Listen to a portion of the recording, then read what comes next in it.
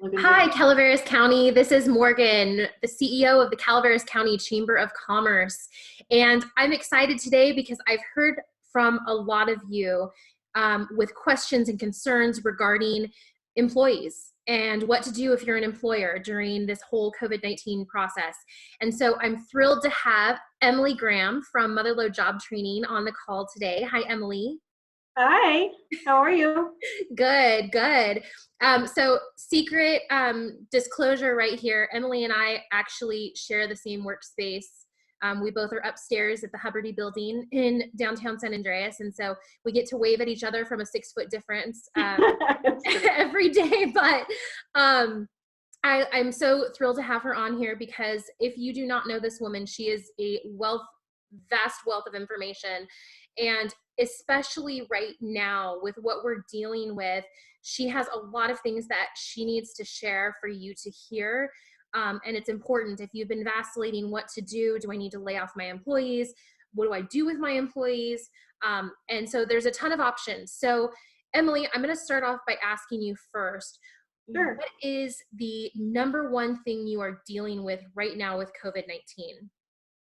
I think the number one thing that I'm dealing with is probably the same thing that everybody else is dealing with, which is a sudden and abrupt change to how things were operating a month ago even.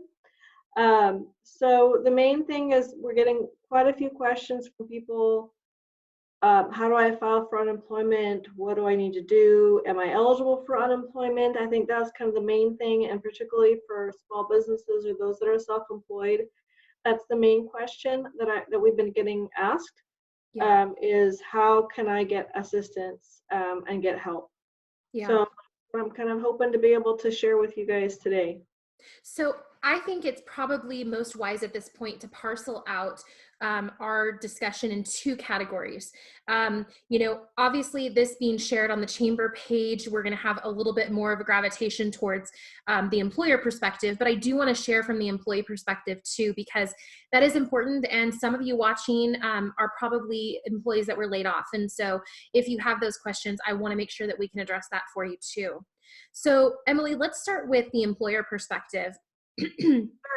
And I know that you have a, close dynamic working with EDD directly. And so you're kind of our conduit into knowing the information. I've already come to you with questions personally. And so it's really helpful to know. So coming from the perspective of the employer, I'm an employer and I really don't want to lay off my employees, but I don't know how long this is going to last and I don't know what to do. So what are some things that I should be considering and looking at with that perspective?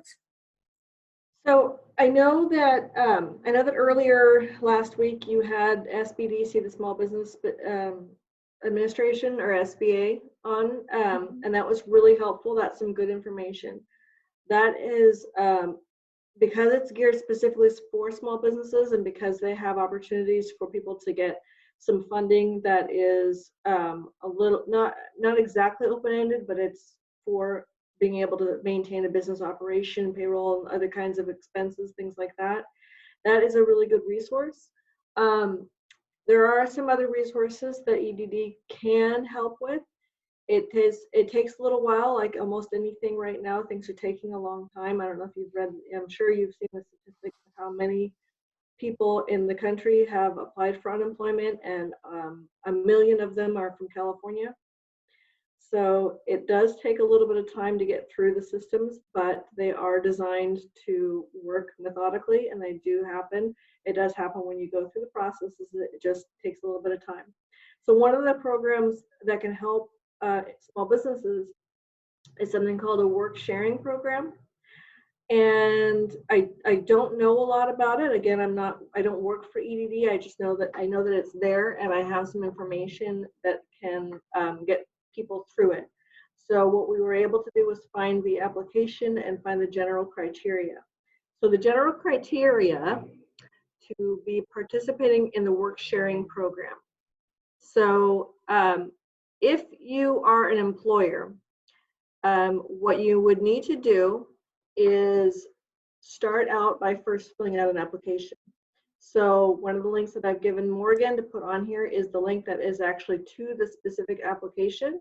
And it's fairly straightforward. It's not actually, for the most part, it doesn't ask a lot of crazy questions that you don't know the answers to.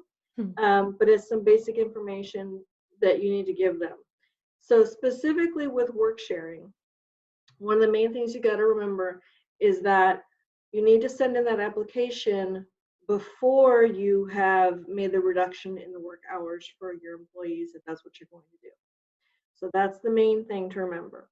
So that means that I need to have, if I've been having my employees, off because I'm not really sure what to do, I need to have them working whatever their normal hours are for how long of a period up until the filing date? It's got to be the week before you go in. File. For the application. Okay. Yeah. So that is a little bit of a tricky thing. Sometimes people are, they're not sure. They want to shut people down. They want to take a little break and do a breather. You do what you need to do for your business. Yeah. And Workshare is there to help you maintain your employees by allowing them to use their unemployment benefit for partial pay. Okay. So it combines their ability to work at the reduced rate that you're paying them, and then they can get a share of money from their unemployment benefit to compensate for that missed payment. Yeah. So that's an important thing specifically for, I want to say maybe restaurants or other kinds of businesses that are still open, but they've gone to strictly delivery and takeout. So they don't need to have all of their wait staff and their bussers and all those things doing those kinds of duties, but maybe they're reduced and changing their duties. So Workshare is a really good opportunity for that. One of the other things is that if you are changing things up real quickly and you are going to a different model for delivering your business, you may need assistance with training your workforce in this new business delivery model. And that is something that Lode Job Training can help you with through our income at work or training programs and our rapid responses. So if that's something that's interesting to you, please give me a call. So quick question, because I know that our audience is predominantly in Calaveras County, but we do have people outside the county that are watching this as well. And so Lode Job Training is what territory? So we cover Amador County, Calaveras County, Tuolumne County, and Mariposa County. Okay. And that's our consortium. We are part of the America's Job Center of California network, and they're all over California, which is part of a greater network nationally of America's Job Centers. So all of our job centers, ordinarily under normal circumstances, would be open to the public for the public to come in and use computers, the internet, the fax machine, all those things for things related to job search, business development, training, all of those things. Of course, with the COVID-19 issue, we can't really have our centers open. So what we're doing is working remotely and helping people through all these processes through this kind of communication method, and also through the phone and through email. So in some ways, we're almost busier than we were before. Because I feel ya. come into the center and they could be self-directed, and you could make a comment and say direct people to a particular website or a particular area to go ahead and do something. And now we're doing all that through different means of communication, which is a little learning curve of itself. So Sure.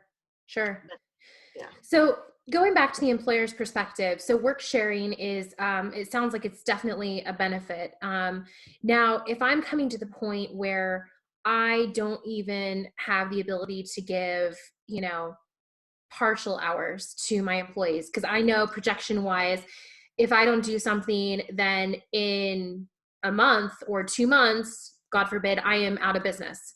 And so, payroll being the number one expense for businesses is obviously something that we have to take consideration of and for. And so if, as a business owner, I am understanding that, why should I, what should be that determining factor of whether I'm laying someone off? And I know that's kind of a personal question to ask, but you dealing with this on a regular and daily basis. What insight can you give us there? Um, it is a just personal decision for every business owner to make that determination of when is the writing on the wall. And I can't speak for that from any kind of perspective as far as what Methodology job training would or EDD. No, we don't recommend that anybody close. We would of course love for people to not close Right. the businesses. We understand that certain circumstances are beyond your control, this being one of them at this point. I know that it is the hope that for many of us that we'll be able to reopen our businesses at some date in the future and be able to pick up and get going again. And I'm very hopeful, and I'm optimistic that that's going to happen. Yeah. But in the meantime, there are times when you want to prepare and make sure that things are going to happen and it's not too late.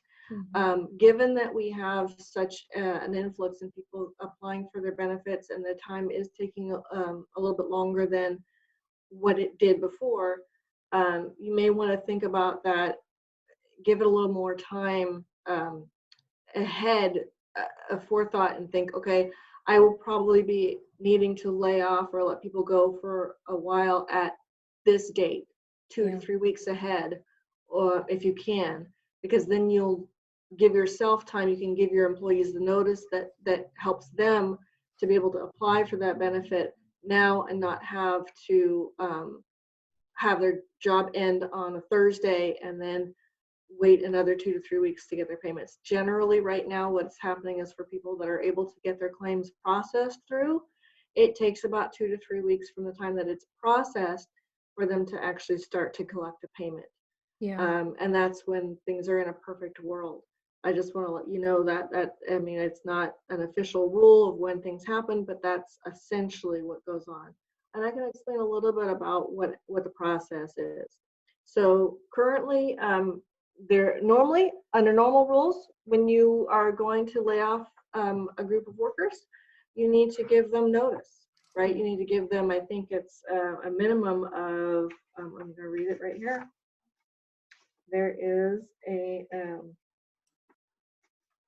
I knew I'd have a bunch of stuff in here. It is, it's called a WARN notice for larger businesses.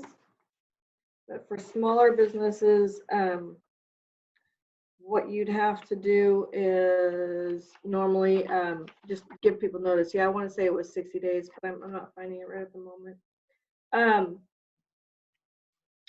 So if you can give them the most notice that you can, then it gives them an opportunity to get more of a chance to file for unemployment. I also want to point out that with these new rules, unemployed people that were independent contractors or self-employed are able to apply for unemployment benefits. Normally that would not be the case, but in this case that is the case, and we are going to be able to apply for them. That doesn't mean that anybody's guaranteed to get a benefit. I can read you some of the description of what when you are in that situation, what they're looking at to get people in there. So and these documents are all going to be up on your presentation, right, Morgan? Yep. Yep. Look below. Below, right? They're all right there. So if you're self-employed, I'm reading this, an independent contractor or gig worker and are unable to work or have had your hours reduced because of COVID-19, you may be eligible for unemployment insurance benefits under a few different scenarios. One would be you chose to contribute to UI elective coverage and paid the required contributions to be considered potentially eligible for benefits. Or your past employer made contributions on your behalf over the past 5 to 18 months. Or you may have been misclassified as an independent contractor instead of as an employee. So those are the things that they're saying. So another thing that they say after that is when filing for your unemployment claim, you will be asked of your last employer, if you own the business or are self-employed, you should list yourself as the last employer. If you are an independent contractor, you should list yourself as your last employer. If you believe you are misclassified as an independent contractor instead of as an employee, you should list the business you contract with as your last employer. So those are the main things in there that you're going to talk about. If you are a gig worker, you should list your gig employer as your last employer. So that's the new thing that it talks about specifically for COVID-19 as it relates to being self-employed and being able to apply for unemployment benefits. That's huge. I know, I mean, I've received a number of phone calls and emails from people in Calaveras County that are under that category. We have, I think, a large amount of them. And so that's exciting. Hopefully we can see some movement and momentum with that, since we don't know how long, it'll take until something shows up there. Now, for a lot of us in our communities, I know we are used to doing things face to face in business. We're not going to be able to do that with filing for unemployment. The quickest and most efficient way to file for unemployment or to communicate with EDD at all is through their website and through the UI online application. Okay. They're really encouraging people to do that. There are a couple of other methods. You can file by phone if you can get through. You can file by mail or by fax. And at our locations, which are currently not open for public, but by appointment, if you wanted to call me and get an application that is on paper, I can give you one. That is as a last resort because they are prioritizing the applications that are coming through the UI online system first. So there'll be a little bit of a longer wait for you if you apply using the paper form. But it is there for people. I do want them to know that. So let's look really quickly at, because we're kind of naturally transitioning into unemployment benefits for laid off employees. And I'm going to hit back on what business owners should know too about it. But what is the benefit for laying off an employee versus work share? Is there any difference in the percentage that they get back, or is it the same kind of rate system that they use? You mean for what employees get? Yeah. Well, I can tell you that in California, that currently for unemployment, the minimum benefit for a week is $45 and the maximum is $450. Actually, let me double check and make sure that. I know the maximum is currently $450. I want to see. Now, is that still the case? Because I thought I heard on the news about the $1,000 increase. Right. So last week, Friday, was it Friday or Saturday? Friday, that it all blends together.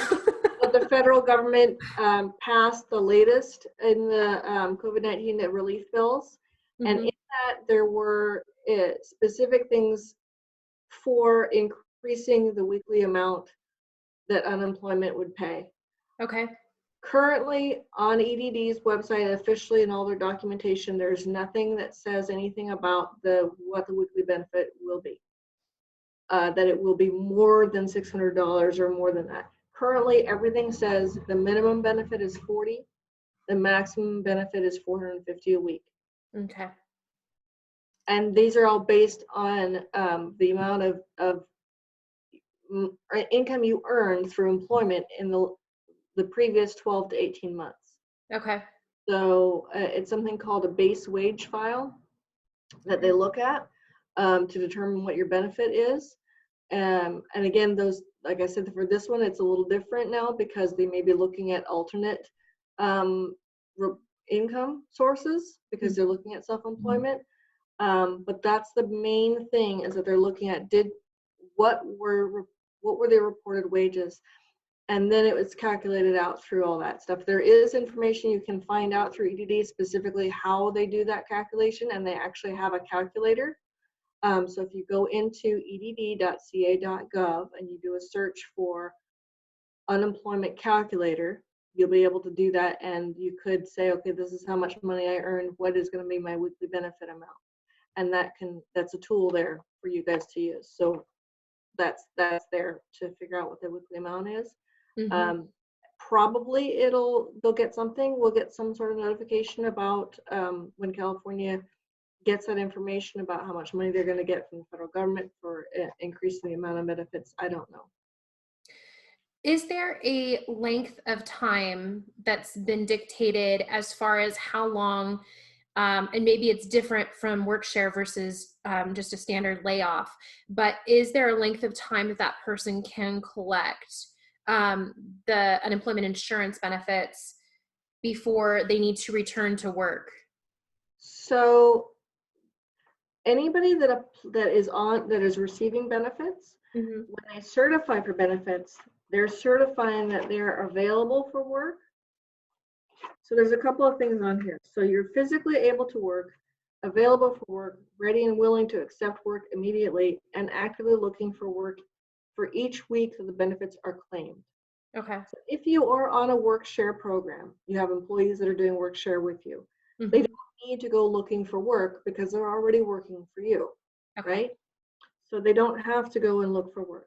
If they've been laid off and you as the employer intend to reopen at some point in the future, 6 weeks, 8 weeks down the line, and hire back people, then those people may be exempt from looking for work, but they have to be ready to go to work as soon as business comes back. But that is specifically new under this grant. Normally with people, if you get a layoff and you're not expected to get back to work, or even if you are expected to go back to work if it's a seasonal, you still have to look for work if you are, and certify that you're looking for work each week that you're collecting those benefits.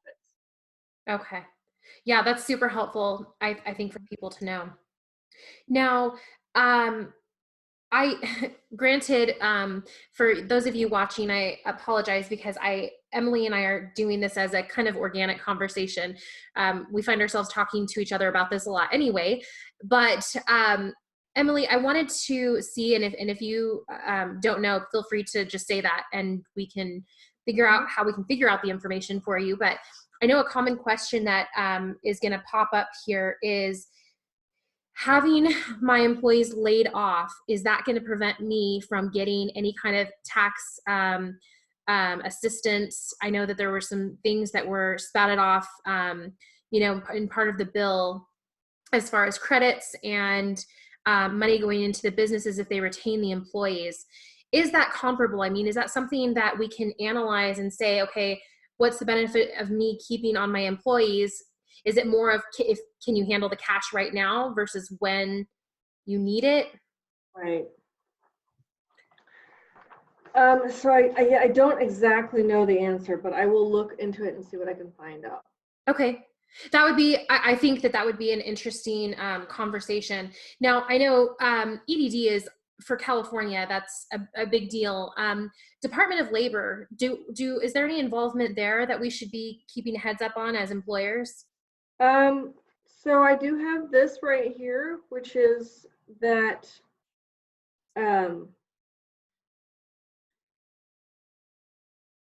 if you, okay, so here's more about this. If I'm laying off, letting go of some temporary workers temporarily until the business approves. So this is definitely true that you do have to do.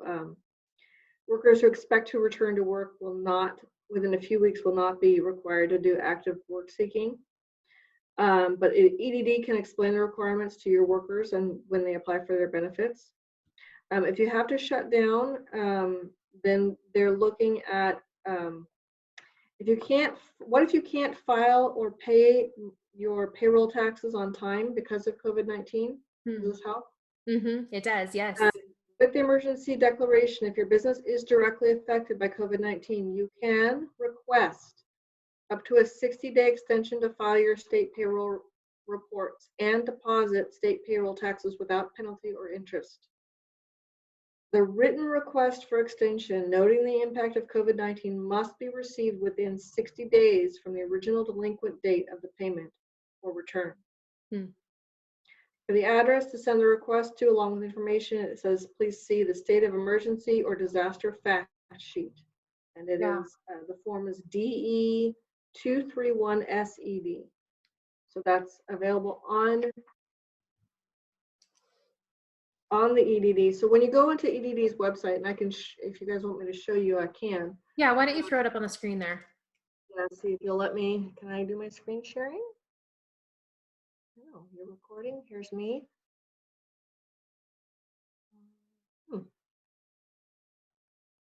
If not, I can throw it up too. Okay. Better do the right screen. I've got a lot of screens open right now. Okay. Can you see it? Yes. Okay. So this is the this is the official edd.ca.gov website. If it looks like this, you're in the right place. Okay. So there's several different places here. Right here at the top of the header bar, it'll tell you the newest headlines. One is that tomorrow is a state holiday. So EDD offices are closed tomorrow for Cesar Chavez Day. Please note that benefits payment may require an additional 1 or 2 days for processing. All right, just want to let you guys know that. And then down here, if you go down a little bit more, you see our lovely little, everybody's going to know this is going to be more famous than the McDonald's arches here pretty soon. That's really true. The COVID-19 resources, and that's the page that I've been reading off of. So when you click on that, you end up with this. And there's a lot of different links here as it goes through. Sometimes you have to click through several different things to get to the next thing, but that's where your information is going to be. Okay. As you might imagine, to the viewers that are watching, EDD is probably getting more attention than they've gotten in their existence over the past couple of weeks. And so, you know, having clarity on this whole COVID-19 is so difficult as a business owner, and you can only imagine for this organization too. So going back, I had a question for you, Emily, on that. You talked about the length of time. What can employers tell the employees as far as length of time until, you know, let's say that they're filing today, how long does it take for them, you know, from application to actually receiving benefits? How long could that be? So let's see if there's any information on that when it comes to claims and what we've got. So here we have for the UI overview. It is for people who've lost their jobs and meet the program's eligibility requirements. You may file a UI claim. After you have filed a claim, you must continue to certify for benefits and meet eligibility requirements for each week.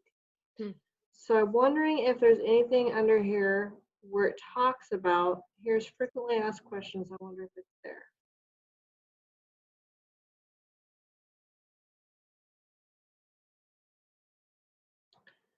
So,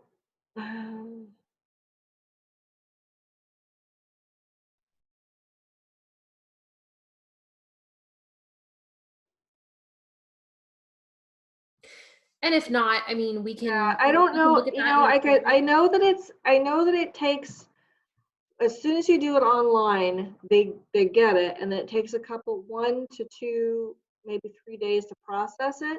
Okay. And normally it would only take a day to process it, but this is not normal, so it's taking about 2 to 3 days. Yeah. And once it's processed, then what happens is people get mailed some documents. So you will always get in the mail, in the snail mail, documents, in addition to getting notifications on your email when you have something. So what happens is when you go in here, when you go into claims and you file a claim, I'm just going to show you what that looks like. Here's that UI benefit calculator that I was talking about earlier, right there.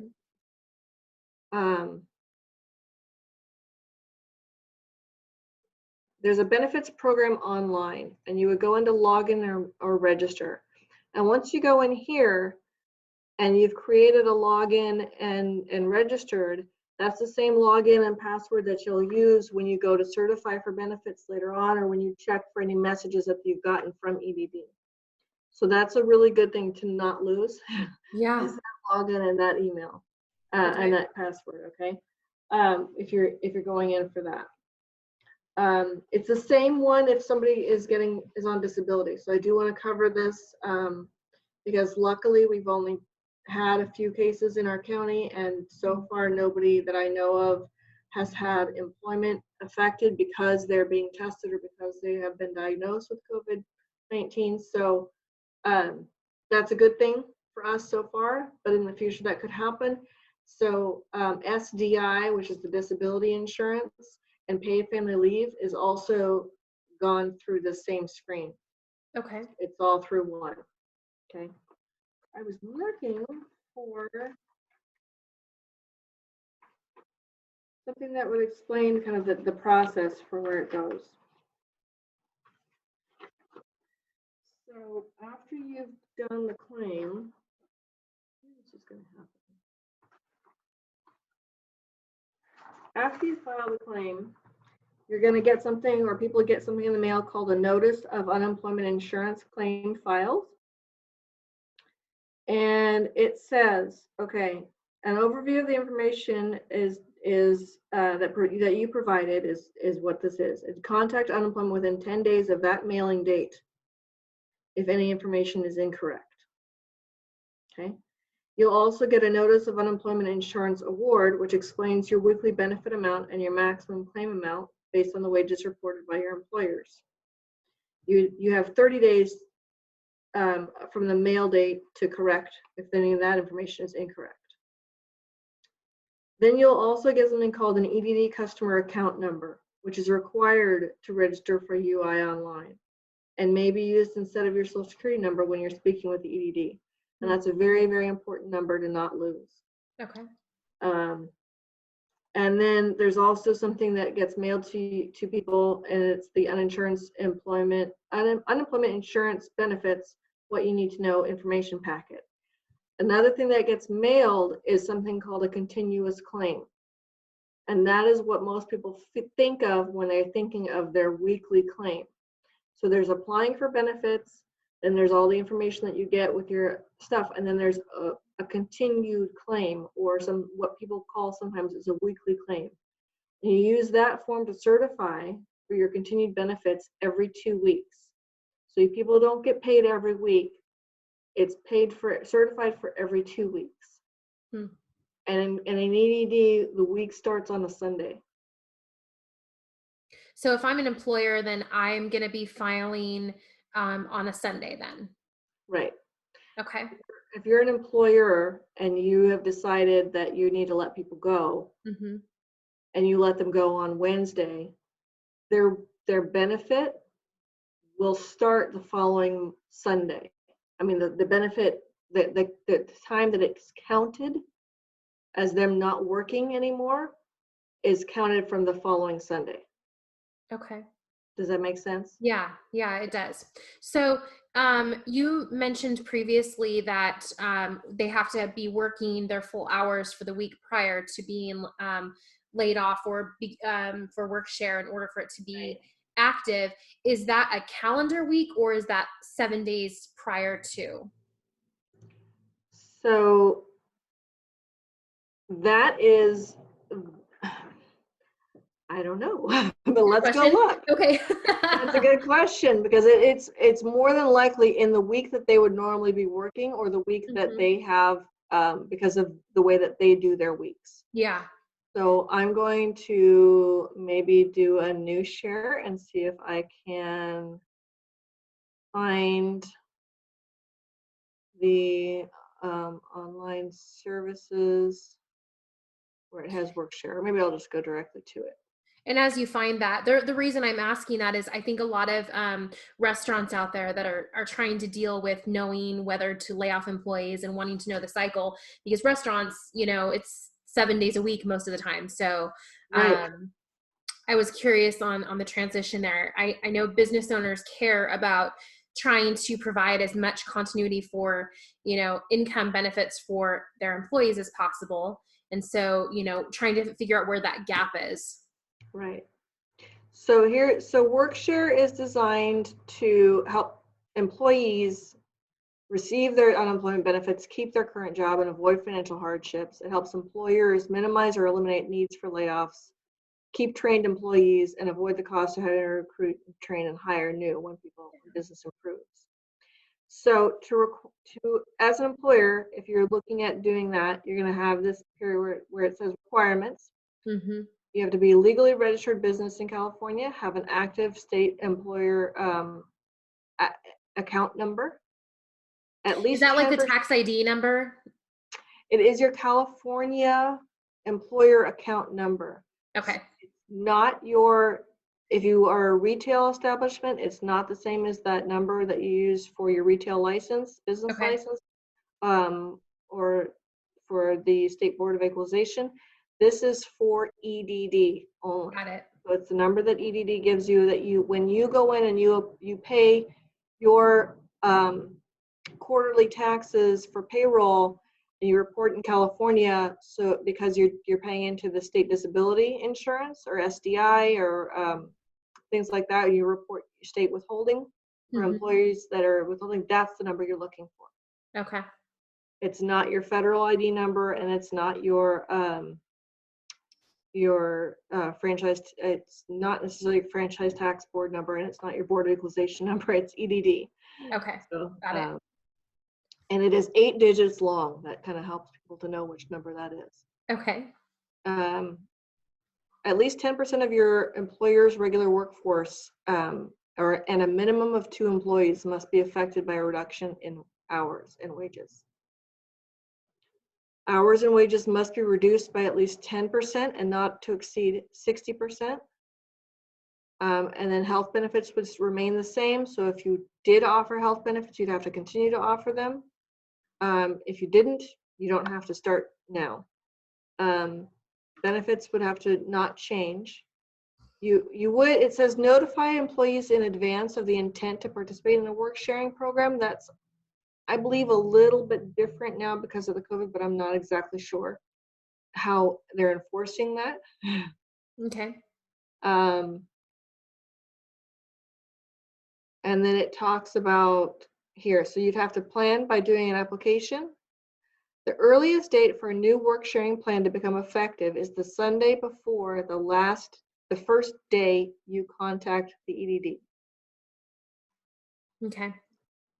All work sharing plans are approved for 1 year. Okay. So you complete and mail the work sharing unemployment insurance plan application, and the work sharing plan will be renewed the day after previous one expires. So it continues to get renewed until the person that you've put on that work share schedule comes back to full time, or what they were regular at before. So this website has a ton of information on it, and you could Right. probably easily spend, a full day just going through all the resources they have.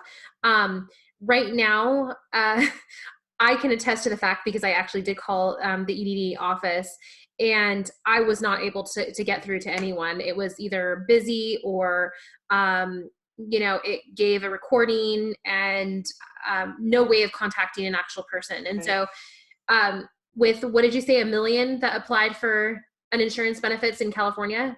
Yeah. Yeah. So that makes sense. And even if they have all hands on deck, that's still an overwhelming amount. And so I encourage you to check out this page, this edd.ca.gov. And there's just tons of information. I think another question that people are going to have is, hopefully, knock on wood, I've got to have wood somewhere, and I don't have any wood here, but, knock on wood, that this subsides, and that the shelter in place lifts, in a short period of time. So the transition period going from, not being able to do anything to all of a sudden being open for business, you know, it may vary depending on the industry. Some may be a slow transition back into, you know, what it was before. Some, it might feel even crazier than before. I guarantee, you know, what we're seeing with grocery stores, poor things right now. You know, they weren't prepared for this level of business, I'm sure. No one expected to have COVID-19 and everyone and their mother needing to go get toilet paper and beans and rice for some reason. But anyway, that being said, having the mentality though, and starting to prepare your mind for what it looks like going into having, you know, a full workforce again, is going to be a transition. It's going to be a mindset transition. So my question from that, Emily, is, do you know how long, like the process, if you're doing work share, for example, what's the process then for getting them back on payroll and out of the work share program? So that is actually pretty simple, Okay. because essentially what you're going to do is just put them back on payroll and the regular hours. And when they certify for their benefit, they're going to certify and fill out the amount of time that they actually did work.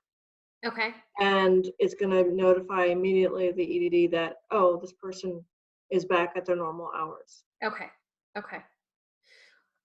So talk to me, and this doesn't have to be just EDD also. You know, you obviously represent more than EDD at Mother Lode Job Training. So talk about some other resources that Mother Lode Job Training has right now for people that find themselves unemployed, or, and I know you have a lot to talk to about current trends right now in hiring, the hiring needs that are out there. So can you talk a little bit about both of those? Yeah. Hang on. My phone just. I'm going to turn it down. Put them on live. Hey, hello. Okay. So, no, so I am actually going to share with you a screen that is literally hot off the press. Okay. So, hold on. Hopefully, can you guys hear that ringing? I hope not. I can't now. I heard it before. Good. Someone heard you talking and they're already trying to call. They're like, hey, how are you? No. So I am trying to give you, not that. Are you looking at possibly trying to share the DHV of California? Do you guys see that? Yep. Okay. So it's California Health. This is literally hot off the press. It's California Health Corp registration. So what happened is, and this I'm just backing up to what it actually looks like. There was just recently at 11:08 an update press release from the governor about this newly created California Health Corps. Health professionals, California needs you. And it is a clearinghouse for anybody who, from trainee students, like nursing kinds of students, to people who are retired from working in medical professions, to gear up to be able to respond. Wow. So that's what this is here for. I can tell you that when you go into, I can actually know who designed this website because I recognize the layout. But they're looking for physicians, including medical students, pharmacists, dentists, nurse practitioners, physician assistants, nurses, RN, LVN, and CNA, including nursing students, behavioral health professionals, psychiatrists, psychologists, psychiatric nurse practitioner, LCSW, LMFT, LPCC, respiratory therapists, paramedics, medical assistants, and emergency medical technicians.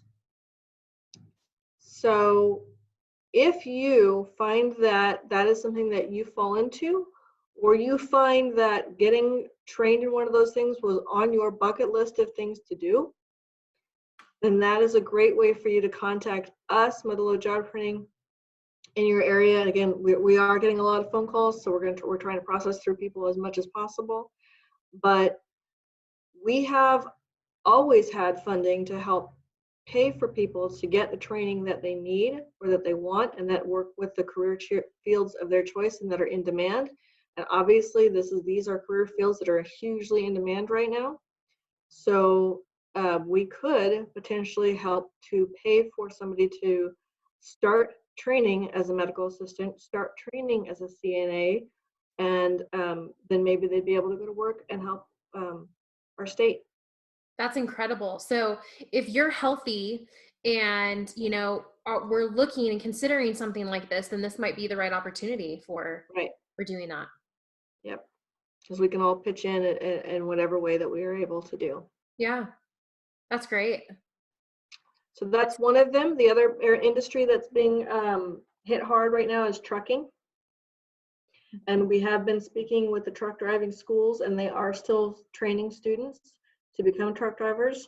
And the recruiters are out in force trying to find anybody who has a Class A and get them into a truck so that they can deliver the goods and the materials that everybody needs around here to keep that supply chain going. Because that is one of the trickle down kind of things, dominoes that's falling, is our supply chain for the things that all of us took for granted we're going to be there, and then all the things that we absolutely need to have also need to be assisted. So Yeah. one has heard about the package handlers and Amazon and other things, and I know that people in our communities are getting hired and are working in Amazon now, or working for Amazon now, in Sacramento and in Tracy. So if you feel like, this is what I say, if you feel like you can work and need to work, there are some jobs and opportunities out there. If you, and this is just my personal opinion, if you can stay at home, at least for the next 4 weeks. Yeah. If you can, because it's behooves us all to keep everybody in our communities healthy and safe for as long as we possibly can. Yep. But if you are so inclined and you do have the medical training and you do have the ability to do the truck driving and stay healthy, then please help everybody out. And we're here to help you do all those things. That's great to know. So it sounds like healthcare and trucking. And if you've gone into a grocery store and seen empty shelves, that's not due to lack of product. That is due to lack of truck drivers. So we definitely feel that. But that is actually one of the other things, though. If you are a home industry, and in Calaveras County, we have a lot of our small, food or producing places. We have a lot of our businesses. We have olive oil. We have nuts. We have ranchers. We have all those things that there is demand for your products up here because you provide sustenance. Right. That's right. Well, Emily, is there anything else that's hot off the press, something new that our viewers will benefit from by knowing? I think that's the most recent one right now. I think the next thing to look for is the guidance that comes from the state based on the legislation that was passed over the weekend. Yeah. Yeah. So that's huge. I printed it off. It's about this thick. Yeah, I bet it is. So that's my homework to-do list. But Emily, thank you. That was a wealth of information. And she also provided, make sure you check below too, and look at these links, because there really is a ton of information there that can help if you are an employer or an employee considering unemployment or some kind of form of that, possibly with WorkShare. So check that out. And please, if you have questions that we didn't discuss here, and I apologize if I didn't answer or ask a question that should have been asked, please put it down below. Please ask the question below, and we will post answers and give as much value to these as we possibly can. That helps us know, what are some more questions that you as a business owner or an employee are looking at. So Emily and I will both be checking that out, and we'll provide some answers for you. But anyway, Emily, thank you. Fantastic. Awesome. Thank you so much for giving us this time. And what's the best way that we can get in touch with you? Probably through email. Okay. Because every device that I have that's attached to myself is connected to my email account. And what's your email? So it is egraham@mljt.org. And it It's should below. be that thing right below.